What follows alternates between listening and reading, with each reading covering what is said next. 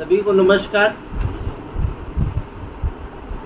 गो विज्ञान परीक्षा 2025 जो इस वर्ष की होनी है, उसमें सब कुछ तो पिछले साल जैसा रहेगा, मगर दो परिवर्तन हमने इसमें इस बार किए हैं। दो चीजें और जोड़ी।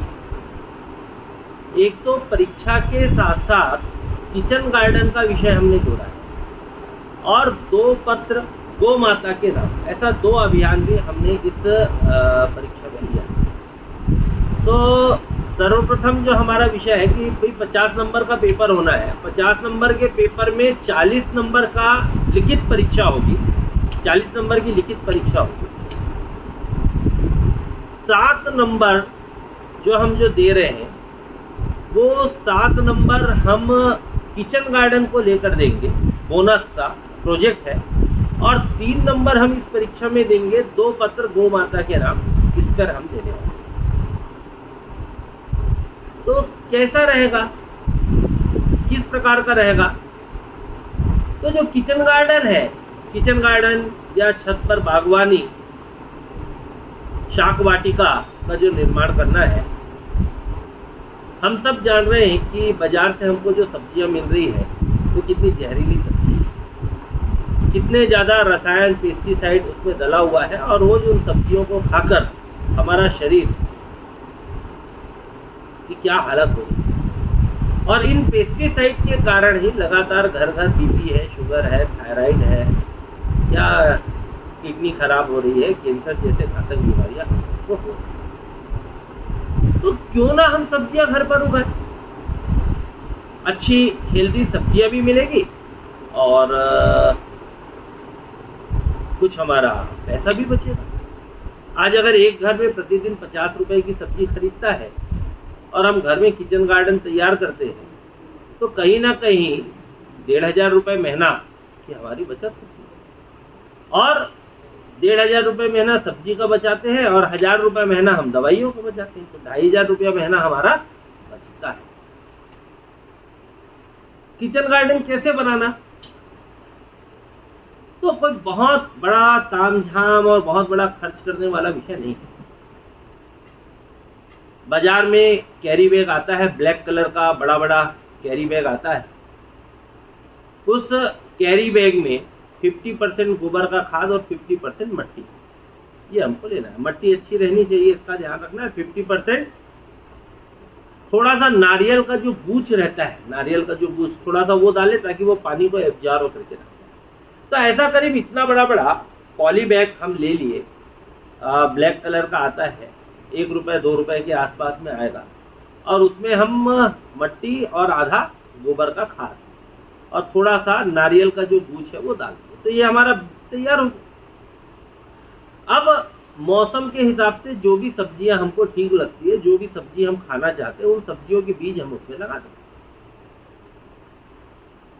15-20 प्रकार की सब्जियां अलग अलग जो हमको चाहिए हम लगा दें। अब बहुत ज्यादा कुम्हड़े का बीज डालने की आवश्यकता नहीं। अगर 2 कुम्हड़े का बीज डालेंगे तो इतना कुम्हड़ा मिलेगा कि हम 6 महीना खा नहीं सकते। 2 लौकी का बीज पर्याप्त। मगर जब टमाटर और धनिया की बात आती है तो उसको थोड़ा ज्यादा लगाना पड़ता है।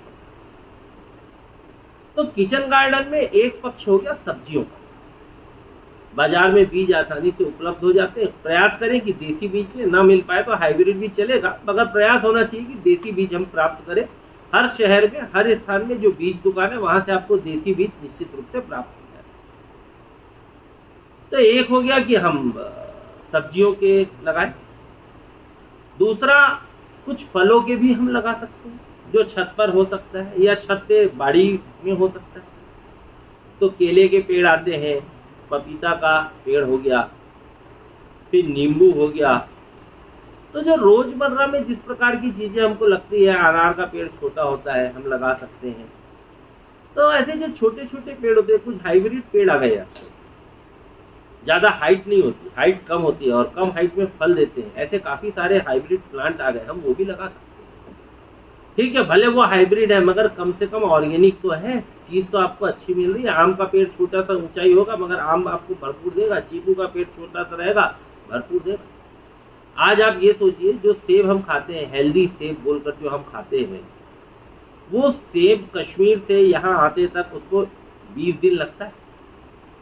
20 दिन वो सेफ ट्रांसपोर्ट में रहता है और उसके बाद आपके पास आता है और उसके बाद 10 दिन फल दुकान में रहता है, 30 दिन। तो सोचिए अगर ताज़ा फल आप फल पेड़ से तोड़ते हैं तो ज़्यादा से ज़्यादा 1 दिन सुरक्षित रहेगा, 2 दिन सुरक्षित रहेगा, 30 दिन सुरक्षित रहेगा। ये जो कश्मीर से आया हुआ सेब अगर 30 दिन तक सुरक्षित है तो सोचिए उसमें कितना केमिकल डाल के और उसको मोम की एक लेयर बना के सुरक्षित रखा गया है और उसको हम खाते हैं और बोलते हैं हेल्दी। तो कहाँ का हेल्दी? तो हम अपनी शाक वाटिका में फल भी उगा सकते हैं। कुछ औषधियों के पौधे भी हम अपनी शाक वाटिका में रख सकते हैं, जैसे तुलसी है, गिलोय है, एलोवेरा है, पत्थर चट्टा हो गया। तो ऐसा 8-10 प्रकार की औषधि के जो पौधे हैं वो भी हमारी शाक वाटिका में रहना चाहिए। कुछ फूलों के पौधे हम अपनी शाक वाटिका में लगा सकते हैं, सुंदरता है। और फूलों के कारण तितलियां आती है, भौरे आते हैं, कीट पतंग आते हैं जो परागण का काम करते हैं। तो वो जो नेचुरल परागण होता है उससे फसल अच्छी होती है। तो कुछ फूलों के भी पौधे हम लगा सकते हैं। तो भगवान के लिए जो पूजा के पुष्प है या एक अच्छा वातावरण का, जो सुगंध युक्त वातावरण का निर्माण होता है। और हर घर में 8, 10, 12 गमले हम लगा कर रखते हैं। और शो पीस या मनी प्लांट बोल के हम पेड़ लगाते हैं, बोलते तो मनी प्लांट है, मनी तो मिलता नहीं उससे। मगर सब्जियों के पौधे लगाएंगे तो निश्चित रूप से हमें मनी की बचत जरूर। तो ऐसा एक छोटा सा किचन गार्डन हम अपने घर की छत पर लगाएं या बाड़ी हो तो उस बाड़ी में जरूर लगाएं, जिसमें सब्जियों के पौधे हो, फलों के पौधे हो, औषधीय पौधे हो और कुछ हमारे फलों के पौधे हम लगा सकते हैं, फूलों के पौधे हम वहां पे लगा सकते हैं। अब बात ये आती है कि जब फल होते हैं तो उसमें कीड़े होते हैं, तो कीड़ों के लिए हमको रासायनिक दवाई डालना पड़ता है। तो हम आने वाले समय में सभी बच्चों को एक प्रशिक्षण देके एक जो गोमूत्र से जो कीट नियंत्रक बनता है, कुछ नहीं करना, गाय का ताजा गोमूत्र लेना, नीम का पत्ती लेना, उसको उबालना और उसके बाद उबालने के बाद में उसको छानना और उसका छिड़काव करना। हर 7 दिन में छिड़काव करते रहिए, किसी भी प्रकार का कीड़ा उसमें नहीं लगेगा। कैसा बनाना हम आपको बताएंगे। और जो गो विज्ञान परीक्षा की जो पुस्तक आ रही है उसमें भी इसका विस्तार से दिया रहेगा, आप घर में आराम से बना सकते हैं और उसका छिड़काव करिए, किसी भी प्रकार का कीड़ा नहीं लगेगा। अब आप ये सोचिए, अपने खाने के लिए हम घर में सब्जी लगा सकते हैं, हेल्दी सब्जी लगा सकते हैं, जो सब्जी आप खाना चाहे वो सब्जी लगा सकते हैं। किसी भी प्रकार के रासायनिक खाद या रासायनिक दवाइयों का उसमें इस्तेमाल नहीं होगा। कितना अच्छा किचन गार्डन हमारा तैयार हो सकता है। तो ऐसा हम बच्चों को समझाएं, बच्चों को मोटिवेट करें कि वो अपने घरों में किचन गार्डन का निर्माण करें। जो बच्चा बहुत अच्छा किचन गार्डन का निर्माण करता है उसको 7 अंक देना है। उसमें भी कंपटीशन है, कितना अच्छा किचन गार्डन का निर्माण करता है। जो बेस्ट है वो 7 अंक, कम है 6, 5, 4, 3 और जिसने नहीं बनाया उसको 0 नंबर। भले वो लिखित परीक्षा में 40 में 40 अंक प्राप्त कर रहे हैं, मगर उसने किचन गार्डन का निर्माण नहीं किया तो उससे 0 अंक, और अच्छा किचन गार्डन बनाया तो 7। तो इस प्रकार का किचन गार्डन का निर्माण सभी बच्चे करें, ऐसा हमारा आग्रह है, ऐसा हमारा निवेदन है। किचन गार्डन अगर बच्चा बनाता है तो अपने घर का 2 रुपया बचाता है और अपने स्वास्थ्य को भी बचाता है। इसी में हमारा दूसरा अभियान 2 पत्र गौ माता के नाम। तो दीपावली के पूर्व 13 अक्टूबर से लेकर 18 अक्टूबर के मध्य हम सब बच्चों से निवेदन करते हैं कि भैया 2 पत्र अपने मन की बात को लिखते हुए, एक पत्र देश के माननीय प्रधानमंत्री श्री नरेंद्र मोदी जी को भेजना है और एक पत्र हमारे प्रदेश के यशस्वी मुख्यमंत्री श्री विष्णुदेव साय जी को भेजना है। और मन की बात, गाय के लिए हमारे मन में क्या पीड़ा है, क्या भावना है, हम सरकार से क्या अपेक्षा करते हैं। आज सड़कों पे गाय है, कैसे वो घरों में पहुंचेगी, हमारा बाल मन क्या कहता है। तो अपनी बातों को लिखते हुए हमें 2 पत्र बच्चों के माध्यम से पोस्ट कार्ड हमको भेजना है।